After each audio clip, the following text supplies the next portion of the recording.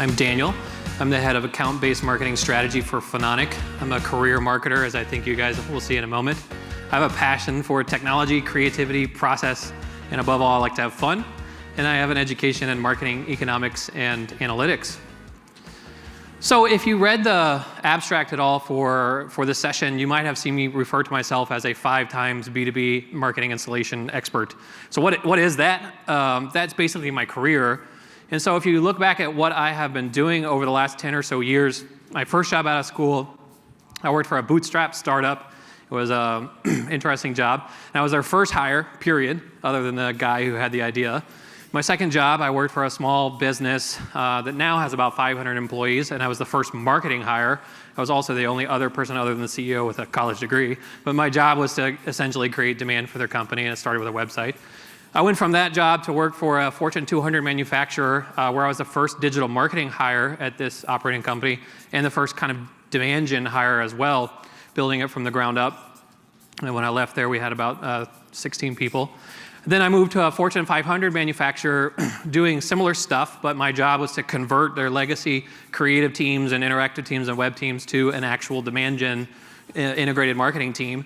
And when I left that, we had about 35 people. And now I work for what I call a world-changing startup, and that's a whole other conversation. But I was the first demand gen marketer there. And this presentation is, I think, a pretty good narrative on the evolution of measuring marketing and marketing success and how that came to be. So, making it rain. These web leads are like gold. Daniel's making it rain over here. This was a major inflection point for me. When I started my first job out of school, or actually I guess it was my second job out of school, this is what a sales guy said to me after a website launched, and it totally changed my perspective on what I was doing. I think we were generating like 7 leads a week, and he was just so happy with the quality of the leads coming off the website. And I was young and impressionable, and I was like, oh, these guys love me. And my whole job became about how can I make the sales team love me as I'm generating these leads. So as I'm talking about marketing, the kinds of functions that I'm talking about today, because I know marketing means a lot of things to a lot of people, I'm talking about demand generation, lead generation, ABM, digital marketing, whatever you want to call it. But ultimately, I believe if you have a role like this, your job as a marketer is to make it rain for the sales team. And when I say make it rain, it's not just about the money. It's also about the enthusiasm that comes from that sales guy saying, hey, you're making it rain for me. And I really want to make that point today. So as I'm talking about the evolution of B2B marketing, I think about that a lot as how we've been measuring it really mirrors how we're doing it. And as the technologies have come along to solve these problems, it's changed what we're able to measure and how we're measuring it. But ultimately, as a demand generer or a marketer, you're driving hard, you're trying to achieve success, you run into some kind of problem, you have to innovate around that problem. And a lot of times that innovation is some kind of software or technology that you're bringing in to solve that problem. Could be process. Then you achieve the pinnacle of the success for where you're at, and you're driving hard again because now you've proven you can do it and you got to do it harder. And for me, as I think about it, I started thinking back through what my roles have been. A lot of it has kind of started with this progression of, hey, I'm doing lead generation, now I'm doing demand generation, now I'm doing integrated marketing, and now I'm doing account-based marketing. And I believe it's actually a fairly linear process, and that's what I want to walk through today. So lead generation, what am I talking about when I say lead generation? Lead generation is basically marketers aggregating data from wherever they can and pouring it in the top of the funnel. It could be a booth scan, it could be a web inquiry, it could be your sales guy's Rolodex, it could be whatever it is. But you're focused on getting as many quality as possible prospects into your funnel, and you're just pouring them in. And maybe you're measuring unqualified, maybe you're measuring qualified, maybe you're measuring win rate. But lead generation is about volume, and what comes from that is you have all of this data, and then MarTech comes along and makes it very accessible for you to action that data. But at the time when I was doing this, there wasn't technology or as much resolution into the funnel to understand, okay, I dumped this lead into the funnel, well, what happened to it? And so the holy grail became, hey, how do I know what happened to my lead once I put it in the funnel? And you're trying to really understand, what am I getting for this lead? And so the big challenges you run into are things like, I've got tons of waste in my funnel. Things like I've got super low confidence that this tactic is actually working. you've got a really high risk of a bad customer experience. I mean, how many times have you heard, somebody fills out a form on your website and you either don't call them back or you call them back 3 weeks later or whatever, and there's all that research several years back about, you got to call them within 5 minutes to get the deal or whatever. And then there's a huge high risk fallout between marketing and sales. You're just going to lose so much in between them. And so you get this commonly heard phrase, 99% of leads are garbage. And that's because in a lead generation model, 99% of your leads are garbage.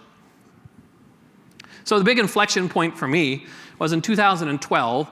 I ran this lead generation campaign. It was kind of the pinnacle of my lead generation. And in the first 30 days, we generated a lead that represented 110% of every possible buyer in the market. You can't have more buyers in the market than there are more buyers in the market. And we had finally reached that threshold of leads where we finally were able to understand there's no way these are all real leads. These are not all relevant because the market is just not that big. So we achieved kind of that maximum utilization of lead gen. And that's what really took me to demand gen. And for me, demand gen really became about relevancy. And it's not just relevancy for the end user, but it's relevancy for the sales team, it's relevancy for your activities, and you're starting to think a lot more about the customer life cycle, which is not coming up. That's weird. So that chart is supposed to be the customer life cycle. So you're thinking about driving traffic, converting them to prospects, converting them to MQLs. What's their experience pre-purchase, post-purchase? What's their experience as they're advocating? And the marketer is trying to engage the demand unit or the demand record through each stage of the life cycle. So your metrics start becoming about pipeline growth, not just on the top, but also inside of the funnel. You're thinking a lot about buyer journey. You're starting to write content for the buyer journey. You're thinking about the buyer journey. And you're trying to influence that entire life cycle. So your measurement, you might now have more resolution into your funnel. You're looking at raw leads, or you're looking at marketing qualified leads or sales qualified leads, because you have some level of threshold before you're going to pass it off to sales. And you might also now be measuring the dollar value associated with that pipeline. So you're starting to think, okay, I don't have 10 leads, I have $1 million of pipeline. And you're now getting a lot of pressure on revenue contribution. And what's happened is as you move from lead gen to demand gen to get more relevant, you have more technology and you have more costs, or you might have more staff. So your budget is going up. Maybe you're stealing budget from IT or from sales or whatever. And so now you have a much bigger target on your back to actually generate revenue, which is where that, in my opinion, comes from. So what has happened is demand gen brought a lot of technology and a lot of analytics to better understand, and a lot of automation with things like lead scoring and things like nurturing to try to convert people in the funnel. And also, along with this, the customer expectation is changing because they are now much more likely to be learning and buying online. Whether you're selling a $1 million deal or a $10 deal, it's very much more likely at this phase of it, this was several years back now, that people were doing their research online. So some of the challenges you started running into is now you're crushing it on generating these leads and they're relevant, but your sales team just doesn't have the bandwidth to handle those leads.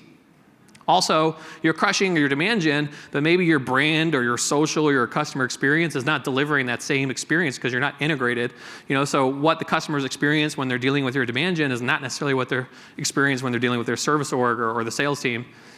And even more pressure on ROI. And now that you have the tools to do this measurement, your executive team now knows that you should be able to tell them how much money you're making.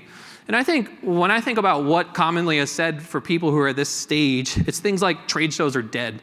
I mean, how many times have you heard trade shows are dead? A lot of people believe trade shows are dead. And trade shows might be dead for you, for your vertical, or for this account. But I think that this idea that an entire, what was once a legit strategy is now dead, is just indicative of not clearly understanding where are your customers and what are your customers doing, and is this tactic a valuable tactic? And I'll speak to that in a moment. So the big inflection point for me coming out of demand gen was in 2014. I ran a demand gen campaign, super proud of it. It was one of my favorite campaigns. We generated 114 sales-ready leads. These were people who raised their hand and said, I want to talk to sales at this time, this date, about a product. Those leads were $200 a piece is how much they cost us, and they had a $12,500 ASP, which means it was over $1 million of highly qualified funnel.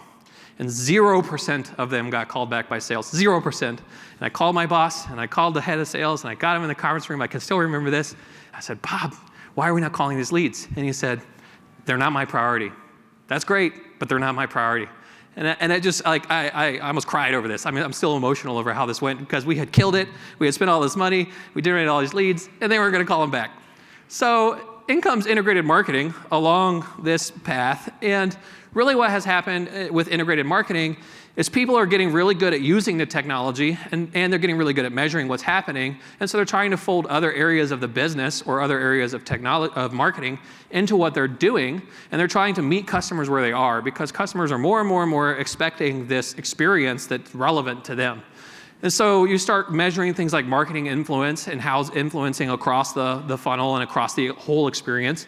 You start having a much higher focus on the customer experience overall. And you start thinking a lot about engagement and which accounts are engaging, which people are engaging, how are they engaging, and stuff like that. And you might get a campaign plan that looks something like this, where you've got your organic and your paid social and your press and your events and your sales enablement all on one plan. And what has happened from this is integrated marketing has taken the best from demand gen and applied it to the broader business. And it has also done a lot to improve that customer experience. But what didn't happen with integrated marketing is we still have the problem of sales alignment persisting.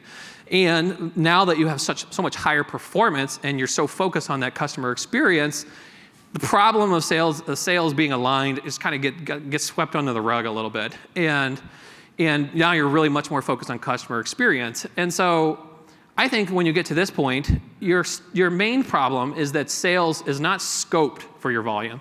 And what do I mean by that? I mean that if your sales team has a plan to hit their quarter, and it's the end of the quarter, and they're killing it, and they don't know where they're going to get their numbers from, they're going to follow their plan. They're not going to do whatever marketing asks them to do, because they're trying to hit that number and they're trying to hit that plan.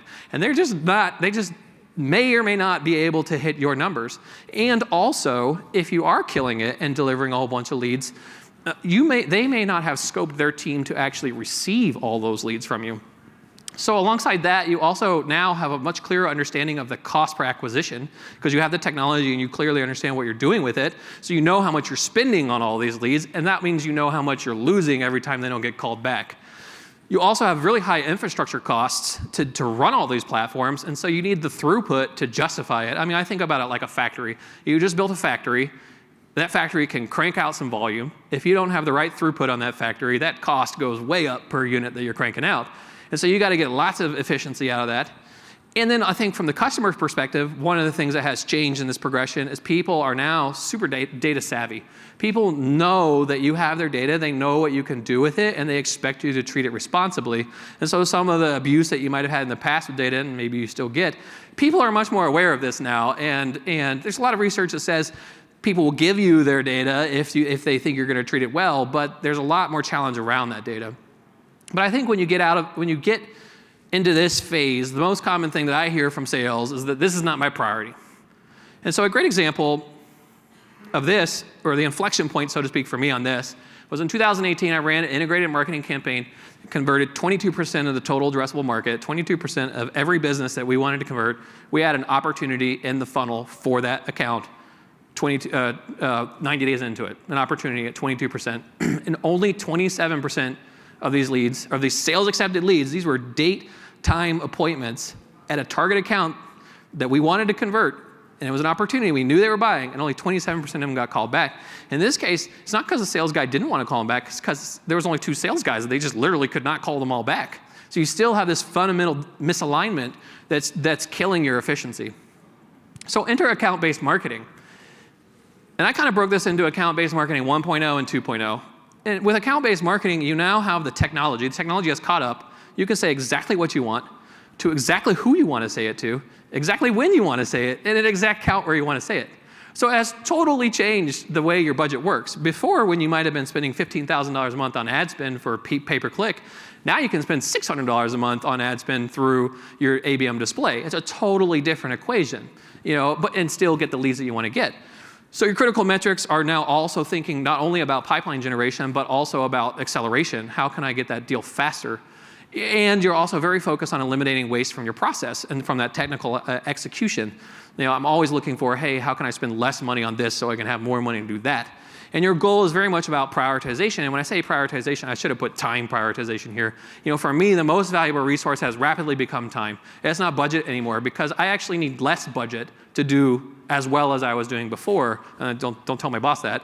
But I don't have any more time in my day. So, it becomes a whole different equation. So, from my perspective, account-based marketing has dramatically shifted the ratio in your budget in terms of campaign fuel is what I'm calling it here, like ad spend or outbound calling dollars or whatever, and campaign assets like content and technology. But also, because you're aligning somewhat with sales on the front end and how you're picking your accounts, how sales is receiving output from you is totally different. They now are expecting the lead from the account, so they're much more likely to call it back. And your variable cost per lead is comparatively low to other tactics because that ad spend is so much lower, aside from the fixed costs of the platforms. But now what you're running into is that marketing can't scale. How do you get more one-to-one campaigns out, or how do you get more accounts targeted? And so now you've got this massive infrastructure that you've got to pay for, and the marketing throughput, like all the efficiencies you were getting in throughput before that you were losing at the bottom of the funnel, those are all gone because it's not a volume game anymore. It's now a quality game, and so it shifts a little bit. And then also, one of the things that I hear a lot is that it's very hard for a marketer to tell their boss or their boss's boss that last year's target was 100 leads and this year's target is 10. And that's what you're saying when you go to ABM. You're saying, hey, maybe let's go 10,000 or 1,000. That's probably more realistic. Or actually, at my last company, it was 2 million leads in the year was what we were trying to get, 2 million. And so go from 2 million to something like 2,000. Good luck trying to sell that to your boss who doesn't know anything about what you're doing. So that's a significant challenge for a lot of marketers. And also, now that you have this technology, that tells you what's touching what and how you're generating this, you have a lot more visibility into what am I missing? And you have a lot less ability to action your sales team if you don't have the alignment that you need to do that. And I think when I'm talking to marketers today, something that tells me that you're still at 1.0, and there's nothing wrong with 1.0, it's just 1.0, is you're still trying to figure out how to pick your accounts. If you still don't know how to pick your accounts, you're probably somewhere in ABM 1.0. So the inflection point for me on this was I ran an ABM 1.0 campaign that generated $10 million of sales in 4 months. I actually won an award for it last year. I was very excited about it. But we left 60% of the market totally untouched. 60% of the market. So was that good or was that not good? It was great on old standards. It's not good on new standards because I could have gotten, theoretically, 100%. And I've heard marketers today already talking about 95% win rates and stuff like that. So that's the fundamental problem with 1.0. And what marketers have found is through the magic that is the early success and the early alignment that you had to get, is that ABM is not a tactic, it's a business transformation. It's not I'm going to layer this onto what I'm doing. It's a totally different way of thinking about how you're approaching it. And from a critical metrics perspective, I didn't put metrics, I put it needs to be shared with sales. And I think some people get hung up on this, like how do I get aligned metrics with sales? Well, we do it at the campaign brief. We do it when the campaign brief kicks off. We sign off on metrics before the campaign kicks off on a campaign-by-campaign basis with our sales partners. And sometimes you might have other stakeholders like customer service or something like that in the mix. But the point is, get alignment on the metrics before you launch the campaign.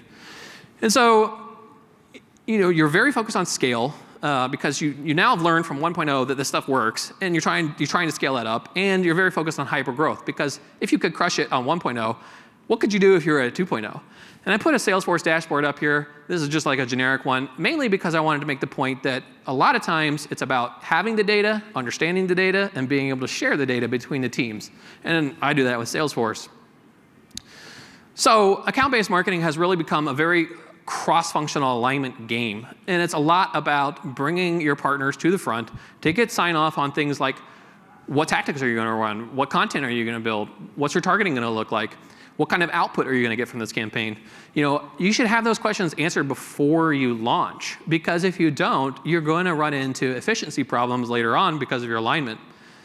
And so with that, then you have stronger collaboration reinforced by that flow of information, and you get a better result. So 100% of your output is now actionable. Every lead you generate, sales wants to call, and they're ready to call them. You have best-in-class customer experience because your customers are having a common experience across what you're doing, and you're maximizing your marketing dollars as best as possible. And like, we'll move accounts in and out of campaigns all the time based on who sales says we should be targeting this week or how that account's changing or whatever. So if you can pull the lever up 20x on spend on a certain account in a certain week because something is happening, that's great, right? You can scale down this guy, ramp up this guy's spend because you know you have a meeting going on there. So that collaboration is very important with sales to understand who you're targeting and what you're doing. So then the question becomes, how can we go faster? And that's what I get all the time. It's like, this is great. These are awesome. How can we do more? And it's like, well, thank you for acknowledging that, but I have no idea how we're going to go faster. So, I bring it back full circle to make it rain. And I think when you have that alignment and you understand the technology that can do it, you really can generate the lead or the business where you want, when you want, for as long as you want. And I think really it's important to make the point on the enthusiasm with sales. If you're not best friends with your sales team, if they don't love what you're giving them, then there's a disconnect.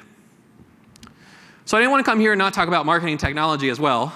And I'm sure a lot of you guys have seen this slide or infographic. This is Chief Martech's marketing technology landscape. And there's like 12,500 marketing technologies on here. And when I look at these logos, I think every one of those technologies represents a problem that a marketer was trying to solve. You think about that innovation cycle, drive success, run into a problem, innovate around it. These companies were invented to solve those problems, basically. And so what I'm doing at Phononic right now, this technology stack is not earth-shatteringly different from what a lot of people you're going to see. But one of the points I really wanted to make is to really kill ABM. I don't actually need as much technology as I once needed. And I think this is a really important slide. I'm not saying I don't have other technology to do other things. I'm saying to kill my ABM, I don't actually need as much technology as I used to need. And there's two reasons for that. One, in order to be able to automate and or use AI to do anything, you need data, and you need clean data. And the more complicated your tech stack is, the more complicated it is going to be to get that data out. So a lot of vendors, like Terminus and Salesforce and others, have done a great job of bringing platforms together to help make that job easier for you. But also as a marketer, if you want to achieve that scale in the long run and that automation, you're going to have to get a handle on your data. And it's a lot easier to do that when your stack is more consolidated. And the second reason is user or customer experience and content experience. I personally believe that that budget shift from campaign fuel to content and technology, as you slim down your stack and you are able to save money out of your budget, things like differentiated content experience are going to become, that pendulum's going to swing back to content as king. I mean, how many times have you heard that? And sometimes you need some more technology to get there, and sometimes you need the content to get there. And I think that having excellent content experience is going to become a bigger focus in the next several years as people are getting much better at targeting basically the execution side of it. So what I wanted to say about that is that ultimately I believe you should be measuring your technology utilization. And you should start consolidating or looking for opportunities to consolidate. Because I'm not saying eliminate your budget, I'm saying shift your budget and think about how you might be able to do that. And you might not be there now, but just think about it. Because if you can save $30,000 on a piece of technology and put that into something else to crush the 10 accounts that you need to crush, maybe you should think about that. I mean, and also, you need a lot of throughput through all this technology to justify all this cost of this technology. So just think about it. So I didn't want to have a conversation about measurement without talking about measurement, but I kind of peppered measurement in along the way because I wanted this to be more conversational. But my main point for that is I can't tell you what your metrics should be. Nobody can tell you what your metrics should be. Like, you don't know, nobody knows your business like you know your business, and you see these posts like, are vanity metrics dead or are leads dead? It really depends on who your boss is. If your boss wants to see bounce rate on your website, well, you better have bounce rate on your website, right? Like, you just need that, Maybe not everybody else needs that. So what I really wanted to say is that I believe you should have 2 to 5 of each of these. You should have 2 to 5 metrics, 2 to 5 KPIs, and 2 to 5 TTIs. You can do whatever you want, but a metric is going to be something like a leading or a trailing indicator that helps you measure the weather, so to speak. A good example of that is something like traffic on your website, right? You're not going to make massive changes on that, outside of paying for that. But if you see your traffic drop off, fall off a cliff, you have a problem, you can start thinking about that. That's just an example of what a metric might be. A KPI is something that if it went wrong today, you need to urgently fix it now. And I was trying to think about what a good one would be that would be relevant to everyone ahead of this. The best one I could come up with, which is not a very good one, is if your email deliverability goes from 98% to 40%, you have a serious problem and you need to solve that right now. Like, that might not be the right KPI for you, but that's an illustration of it, right? And a target to improve is something, hey, I know I'm good at this. I'm really good at this. Well, put a stretch goal on that, because there's no reason why you couldn't be better at that. And so that's how I kind of break down what I'm focused on. And I think if you give yourself a good spread, you can start getting yourself down that path. But one of the really important points I want to make is that ABM output is just different. It's just different. It's not the same as demand gen or lead gen. It's a different type of output. And you should get educated on what that output is like, and you should define that output and align on it before you start. Because if you don't, your sales team, your executive team, they're not going to understand why you went from this to that. And it's a very important thing to do. But above all, the biggest thing I've learned through all of this is that you cannot be successful as a marketer if you're not working with sales. That is the ultimate magic of ABM, is the alignment that the process and the technology and the data brings to the table. And that is why you hear things like this is B2B. That's it.